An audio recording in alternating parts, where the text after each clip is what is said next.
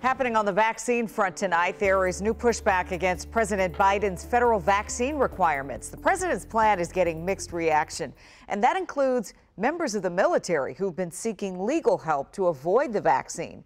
Matthew Torres joins us to explain how attorneys have been busy taking calls from across the region, and they've been sort of inundated, right, Matthew? Definitely. The Pentagon already issued a vaccine requirement for all military members after the FDA approved the Pfizer vaccine. But after President Biden's executive orders, military attorneys are expecting more calls, pushback, and even a possible class action lawsuit.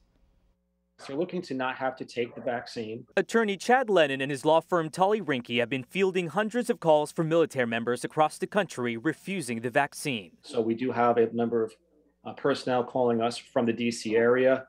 We see throughout the DOD, the other departments, the uniformed services, as well as civilian contractors. Even before the president's federal vaccine requirements, the Pentagon issued its own mandate, saying to defend this nation, we need a healthy and ready force. Refusal could mean penalties. This can be you may not be deployable. You cannot go on mobilizations to other countries.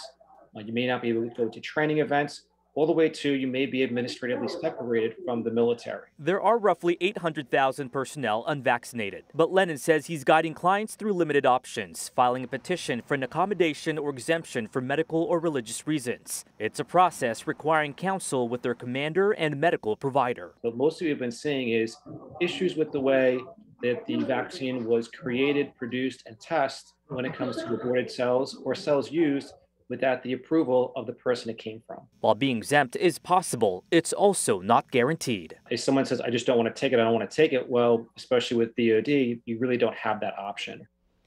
And military members are already required to get as many as 17 different vaccines depending on where they are deployed. Depending on which branch as well, they are given until November or December to be fully vaccinated. Leslie? All right, Matthew. So what about private companies? Can the federal government require them to vaccinate their employees?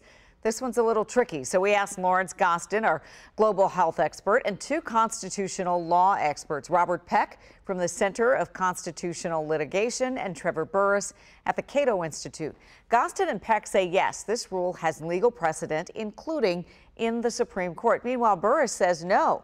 The president does not have the constitutional power to make you get a vaccine. So without a consensus, we can't really verify an answer on this right now. But Peck says we are likely to see this one fought out in the courts.